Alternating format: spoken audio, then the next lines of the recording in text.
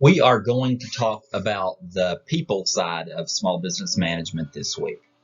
We're going to focus on four topics: hiring great employees, then delegating responsibility to those employees. We're going to talk about leadership and contrast that a little bit with simply managing others to actually leading them and inspiring them to be better than they otherwise would. And then finally, we're going to talk about time management. If you want to have a business that grows, that prospers, that does well, eventually it's not just going to be you, right? You're going to be hiring others to try to work for you and implement your vision, what you want to get done with your business. And so any plan for small business growth needs a plan and needs some skills in how to best handle working with others and having others work for you. This is a really important topic for a lot of reasons. But even if we put aside the dollars and cents of business, the bottom line profitability, there is an ethical, I think, responsibility to do a good job leading and the way you handle employees. I think a lot of us, probably most of us, have worked at a job where leadership, where the boss was a hard person to work for. And if you've been in that situation, you know that it makes your life, it can make your life miserable. It certainly detracts from your quality of life if you've got a boss that's really hard to work for, whether they're overbearing and rude, or whether they're unfair in terms of what they ask of you, or even if they're hands off and provide no leadership or guidance at all. All of that can be very stressful. And really, if your boss is a hard person to work with, it's really hard to be happy in that situation.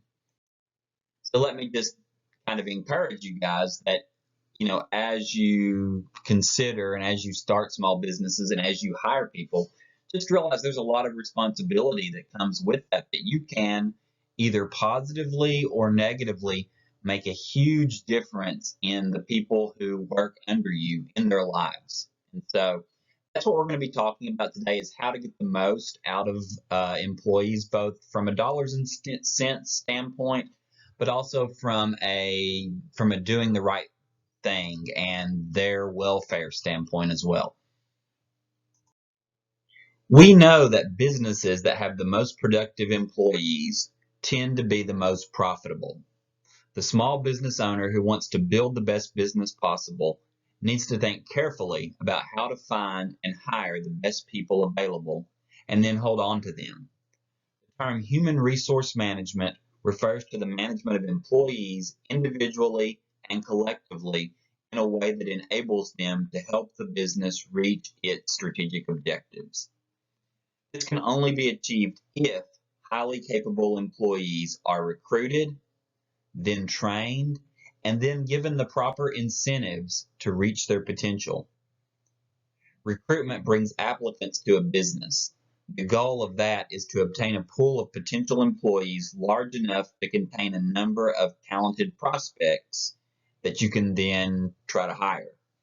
In a subsequent stage of the selection process, management decides which of these prospects are the ultimate keepers and which aren't. Unfortunately, even though we know how important it is, 42% of small business owners indicate that they simply cannot find prospects with the skills and qualifications that they need. This is a big problem. There's a good quote by the founder of a software development company, and he says that in his experience, the top 1% of the workforce can easily be 10 times as productive as the average worker. And that translates to other businesses. It may be amplified in software development, where the ability to crunch through code, really might have huge dividends. But hiring employees that are ultra productive can really make a huge difference for your business. It can be make or break. As a small business, you have a lot to offer employees. things that larger businesses just can't do. There's three real big advantages of employment in small business, especially for very ambitious employees. First of all, there's quicker upward movement to decision-making levels of management. Talented, ambitious employees crave the ability and the authority to make decisions. And so the ability to move up to places quickly where they can make decisions that are going to impact the entire business are appealing to them, right? So as a small business owner, you know you need a right-hand man or a right-hand woman, but you don't know who that person should be until they've worked for you for a while. Um, Being an employee in small business gives people the opportunity to move there. And that's helpful, right? If these people want to, in turn, one day start their own small business, or this kind of experience makes them also, especially if there's a lot of growth and profitability shown, makes them highly marketable to larger organizations that can perhaps pay them more. You've already benefited from having a super talented person work for you for a while. Secondly, there's more opportunities for broad-based managerial experience. In larger organizations, the sphere of authority and responsibility tends to be very narrow. You're just making responsibilities about a very finite, narrow range of things. You're going to have more broad-based experience in a small business. And then third, small businesses tend to be able to offer more flexibility in work scheduling and job sharing. And so these things are things that you should be using as a selling point when recruiting. The purpose of recruitment activities is to identify prospects that you want to move on with. Additional steps are needed to evaluate these candidates and extend job offers. To reduce the risk of taking an uninformed gamble, you should follow the steps on this slide. First of all, you need an application form. That's going to get things like the name, the address, social security number, educational history, employment history, and pretty importantly, references of the worker. After employees meet the baseline criteria as indicated by the application forms, you move on to the interview stage. I would be very cautious about hiring workers simply based on an interview. Applicants who interview well do have a talented for quick responses and smooth talk, and you may value that, but that skill may not be helpful when it comes to what you're actually asking them to do. When it comes to managing processes or technologies or being a hard worker. So the interview may reveal very little about how well they work as part of the team, under pressure, what motivates them. And so research shows that the typical job interview is of very limited value in predicting success on the job. There are great workers that don't interview so well. There are lousy interview workers that interview great. As a substitute for this, some businesses use behavioral interviews instead. This kind of interview doesn't focus on asking people about their accomplishments. Instead, it explores their reaction to hypothetical situations and looks for patterns in how they spend their free time. It attempts to gauge the core values that they have based on the notion that past behavior is a predictor of future behavior. So if we were face to face in class, I might put a few of you guys on the spot, and you can imagine being on the spot as I ask these questions, asking you some of these behavioral type questions. So I might ask you, can you share a specific example of a time when you used good judgment and logic in solving a problem? And it's okay to spend a few seconds thinking about that. It's okay to say, let me think about it, and then take, 10 seconds, maybe up to 10 or 15 seconds to, pinpoint a time in your mind. As soon as you've got that time in your mind, start talking about it. Or I might ask you, tell me about a time when you set a goal and were able to achieve it. And if the person just hems and haws and doesn't really have something clear to go to, they're probably not the kind of person that sets goals. It's not an automatic disqualifier, but it's something to consider. I might ask, can you recall a time when you had to conform to a company policy with which you didn't agree? how did you handle that situation? Or I might ask you, how do you typically deal with workplace conflict? Describing an experience that requires you to make an adjustment. So those are the type of questions that are behavioral and require them to draw on past experience. Focus is on patterns of performance and behaviors in past situations that are similar to situations that are likely to come up in the new job. One caveat about that, there are still people that can ace this part just by being good smooth talkers. They can come up with stories off the top of their head as to, these situations that you're asking about. So you still have to be careful with it. I know I've been on search committees in the past where I've been a little bit frustrated. Search committees for new job applicants here at MTSU, where I've been a little frustrated because I felt like once people came in the door, everybody sort of forgot about the resume and it was just all about how they interviewed.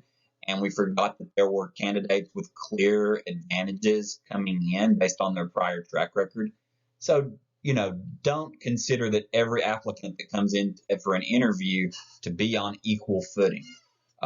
There still may be some that you're ranking higher than others, even though the others, everybody that you bring in should have a chance at the job, right? Third, you want to check references and background information. References are very important. To encourage former employees to be honest, ask for consent for a check from applicants first. Then ask only for appropriate information like employment dates, duties, strengths and weaknesses, and very importantly, whether the individual is eligible to be rehired by the company. More stock in references than a lot of these things. You can get a boilerplate decent reference pretty easily, but if you've got just this glowing reference that goes on and on about you or on and on about the worker, there's something that says a lot when a third party, goes out of their way to make that person look good. And so, it's hard to get negative information out of these references, and that's fine. But you can kind of separate those that are just getting kind of, decent boilerplate responses from really glowing stuff. You should be aware that not doing proper background checks can mean that you're liable for a lawsuit. And if you hire someone who should have been flagged, that you can get in real trouble with that. One thing I should talk about is social media. It's important to look for, these resources are out there, and I think that you shouldn't be above using this. This is in the public domain. Find the social media profile of the people that you are planning to hire. This is a big decision for you. And so if you're looking at lots of pictures where they've got, showing questionable judgment, that's definitely a red flag. It doesn't have to disqualify them, but it probably should. Even more importantly, though, if you've got somebody on there that's bad mouthing a current or previous employer, or who has really bad communication skills or shows a lack of ability to get along with others, just kind of has an abrasive personality, real red flags there that you need to look elsewhere. Number 4, you can test the applicant. Tests should relate directly to job content. This is when you've moved to a further stage in the process, right? After you've gone through 1 through 3. You want to make sure that the applicant is a good match for you. A lot of people use these personality tests and, Myers-Briggs personality and those kinds of things. I think those are of limited value. People lie on those tests. And even if they didn't, it's really hard to just say, this kind of personality is just inappropriate for the job. A lot of times it's good to have personalities that are different than yours and that complement yours. What's better though, and what I really recommend, I think is a huge thing that small business owners should do because it's such a big decision, is to hire slow. So put the worker through a test run, give them a project, or say, I'm going to give you a 1-week trial, and then we'll sit down together and you frame it like, is this a good decision for me? And is it good for you as well? Is this a good fit for us? Then after that 1-week period, you can really identify if there's a clear problem with someone. If somebody has If somebody has a problem in that trial period, that's not going to get better. You want to nix that. There may be problems with employees that come up later on in the game. But if somebody has problems, getting along with others, getting their work done, that's a real issue. Finally, you can require a physical examination if it's appropriate. That may include drug screening, and that may be advisable because a lot of work-related problems are related to drug use. It is important, of course, not to discriminate against disabilities. If a disabled person can be reasonably accommodated, physical examination should not exclude them from the job. Not exclude them from the job. All right, so that's the process. But who do you actually wind up hiring? Here are 6 characteristics of people that I think make really good hires for small businesses. I've kind of done some reading on this, use some of my own judgment and expertise on it, and compiled this list from 2 or 3 different sources. First of all, hire employees that are eager to learn. The ability to learn new things is really essential in a small business employee. While continuing education and certifications are clues to lifetime learners, also ask them what keeps them motivated on the job. If they say something about learning, if learning plays a role in what fuels their professional fire, then you've identified some real gems. Secondly, willing to take responsibility. All employees have to pull their own weight and then some in a small company. During the interview, ask a few behavioral questions such as, tell me about a time when you had to pick up the slack for a coworker. You want to hire job candidates who are going to ask, how can I help? When they see something that needs to be done, right? You don't want workers that are constantly telling you that's not my job, or that tell you that even once. That's a really bad sign. Third, easy to like. Working in a small company means employees can't avoid each other. It's important to find people who mesh well with their co-workers. This doesn't mean that they all have to have the same disposition. You want to hire a nice mix of individuals, including those with bubbly personalities and those with calm, quiet, and laid back attitudes. And again, don't be afraid to try out people before you hire them, right? This will allow you both to assess whether it's a fit or not. Fourth, you want to hire ambitious employees. Ambitious employees are assets to any team as they're always willing to take on new tasks and projects. They're proactive and looking for ways to grow within your organization. Especially helpful if you need to add a second in command who can take over some of your daily management decisions or these ambitious people. So you want to look for resumes that show a track record of advancement within the same company. This will show you that the potential employee has been ambitious in the past. To gauge a potential hire's ambition, ask them, where do you see yourself in 5 years? Fifth, don't hire people that are exactly like you. Your own blind spots can be your worst enemies. To make your business more robust, hire employees who can bring something to the table that you don't have. That might be a different personality, experiences in a related industry, or simply a novel approach to solving problems. Finally, hire people that are happy to be noticed. People who prefer to be a number on a time card aren't the best employees to hire for a small company.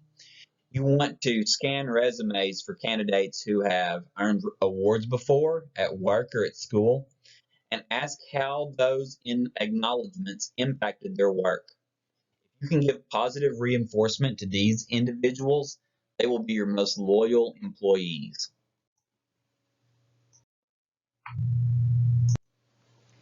This is a list of ways to keep employees happy. Of course, the paycheck is a big part of that, but as a small business owner, your resources are often limited, and so you want to make sure your employees are happy in the most cost-effective way possible. Um, Obviously, if an employee is extremely valuable and vital to the success of your business, you've got to find a way to keep that employee around. and make sure that you are competitive with your pay for that employee, because if they're a person of great worth, then other businesses are going to demand their skills as well. Um, in terms of keeping employees happy, though, without breaking the bank, here are some suggestions. You want to make work-life balance a priority. So be flexible with schedule making. And if they're a really high quality employee, and they say they've got, a busy schedule because of family pressure or other things, consider, rather than, what a lot of people do with their best employees, it's like, I can't have the doors open without you here. And they actually make those employees quit. They drive them away because they overwork them. Don't fall into that trap. Because they're so productive, you may even consider giving them limited hours because they get done as much as they do when they're there. All right. Second, give breaks and downtime during the day. That just helps employees in general have higher morale. Third, make employees part of the big picture. Involve them in the decision-making process. Even if you ultimately go against what they're saying, show them that their input is valued. Listen to it, really consider it, and explain to them, what's going on with the company, why you're having to make this decision, what are the options. It gives them a sense of ownership in your business, and they really, identify with your business if you allow them to do that. Similar to that, be transparent and honest, right? Don't hide things. Don't hide things that may make your employees uncomfortable to an extent, right? There's some things that people don't have to know, but for the most part, you want to be as transparent and honest with your employees about what's going on, about their performance, about what needs to get done as possible. All right, that's kind of like making employees part of the big picture. Always be communicating. All right. Number 5, consider offering vacation time as an incentive for really good performance. Number 6, offer a variety of cafeteria style benefits. Cafeteria style benefits, that just means that you give the employees some choice in how they allocate their their benefits in terms of health care or time off or, retirement, whatever that is. And as a small business, you're really limited. But if you give them some choice there, that's going to be appreciated. All right. 7, encourage communication in common areas, right? Make sure that your workplace is a place where people are talking. Number 8, survey employees for grievances. You may have a suggestion box like they have on the office where people can, if there's some problems, that people can put that anonymously in the suggestion box. Number 9, formal meetings drive high producers crazy. So have as few of those as possible. And number 10, delegate new responsibilities, right? Good employees like to take on new things, new responsibility, new authority, new chances to make decisions. You want to give them that chance. All of those things help keep employees happy.